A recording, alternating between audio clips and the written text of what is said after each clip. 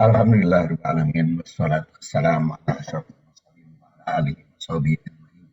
Sekarang bagaimana langkah yang harus kita tempuh dalam membagi baris? Utamanya ya tentu langkah yang praktis. Yang pertama, inter eh, inventarisir ya, telusuri secara teliti siapa saja yang termasuk keluarga yang ditinggal wafat oleh almarhum. Jadi kalau ada yang meninggal, telusuri dulu siapa saja yang menjadi ahli waris. Dan itu ya kalau di Indonesia ajukan itu akta kematian ya. Jadi kalau ada yang mati itu kan akta kematian ahli warisnya itu siapa. Itu sebetulnya untuk urusan administrasi.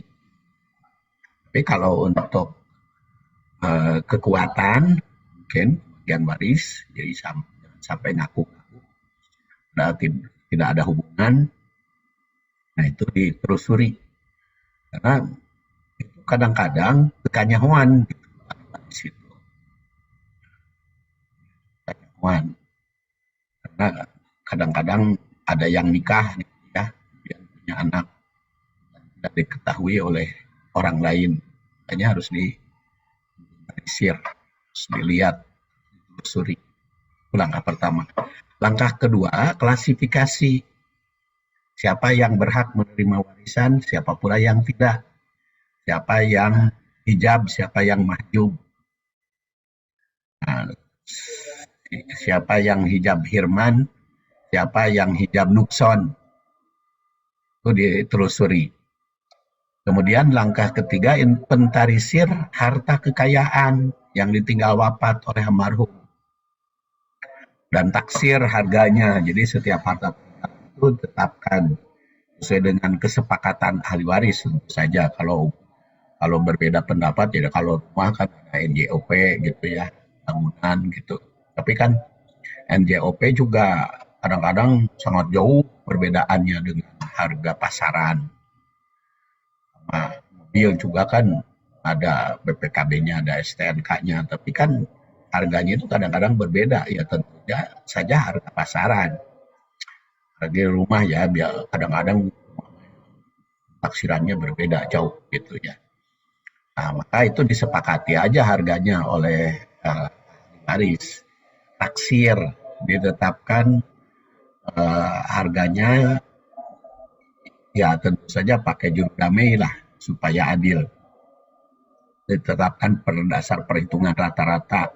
Jadi kalau masing-masing pengajuan harga ya kalau pusing ya kumpulkan aja semuanya kemudian dibagi ratanya harga rata-rata itulah yang dipakai.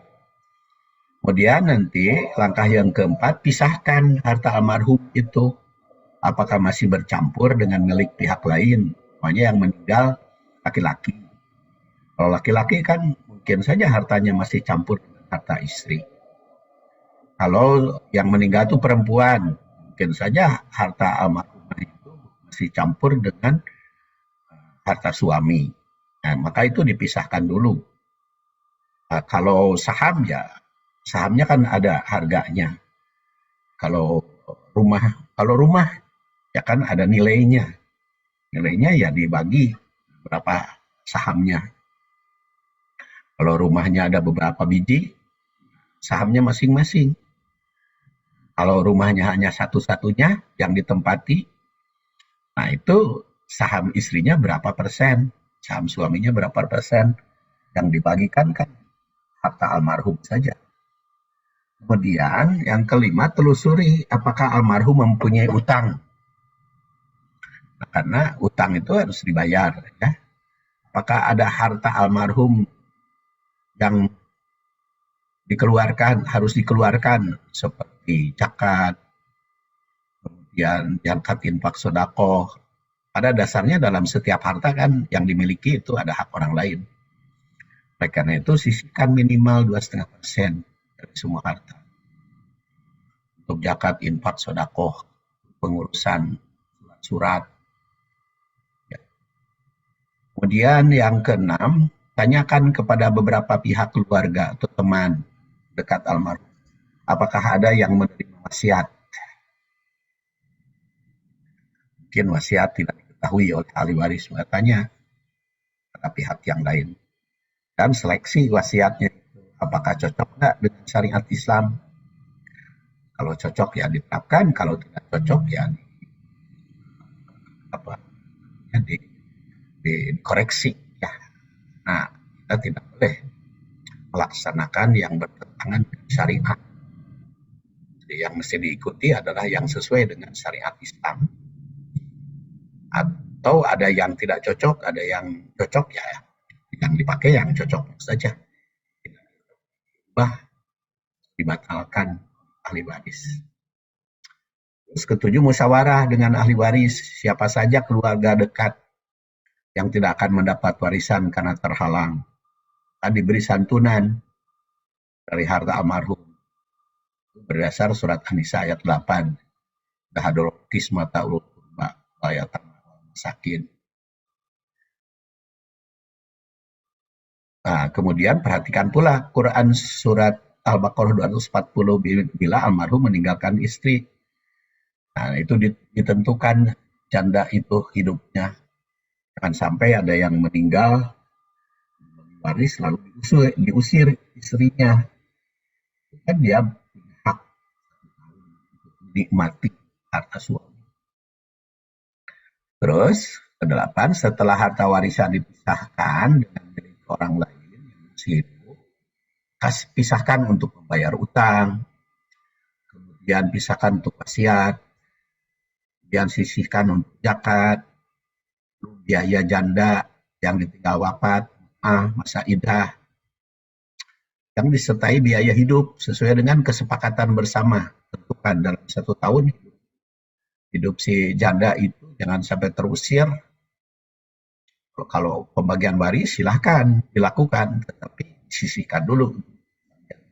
Dan santunan kerabat yang tidak mendapat, bisa pembantu, bisa orang tua asuh, bisa teman akrab ya, yang mereka itu saling bantu. Nah, hasil musyawarah jumlahnya. Setelah semuanya dipenuhi, baru harta warisan itu dapat dibagikan kepada ahli waris sesuai dengan Al-Quran dan Sunnah.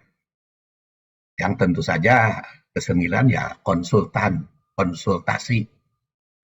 Dan konsultan itu mesti adil. Ya makanya bagi warisma perlu ada konsultan tuh yang ahli di dalam syariat Islam, dalam hukum waris, karena khawatir tidak adil. Kadang-kadang di awal kesepakatan asal nama disepakati, tapi setelah ketemu kesana kemari berubah gitu pendiriannya. Itu jangan sampai terjadi. Itu konsultan itu tetap itulah sembilan secara praktis. Mudah-mudahan ada ya untuk bagian namanya bahasan baris ini. Subhanakallahumma bihamdik asyhadu an la ilaha illa anta astaghfiruka wa atubu ilaik. Assalamualaikum warahmatullahi wabarakatuh.